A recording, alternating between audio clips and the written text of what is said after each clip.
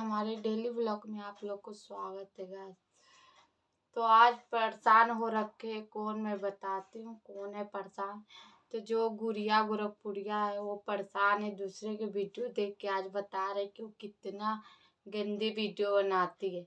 तो उनके भी बच्चे होने से पहले कितना गंदी वीडियो वो बनाती थी, और इसी वीडियो पर गोरखपुरिया भौजी बवाल करी थी। तो आज एक चैनल में बता रही हूँ, उनका वीडियो देखो, कितना गंदी वीडियो वो बनाती है गाइस, बहुत ज्यादा। इसका देखो वीडियो मैं दिखा,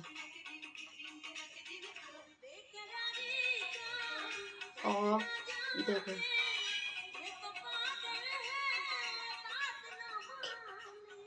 तो पूरे दिखा रही है वीडियो में, अपनी जिस्म और नीचे के हिस्सा सारे दिखा रहे। उसको शर्म नाम की चीज नहीं है।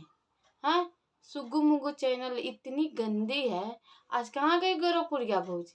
ये भौजी नाम के जितने होते ना टाइटल लगाते हैं, जैसे सारे एक नंबर एक ही चाटे पट्टे के हैं।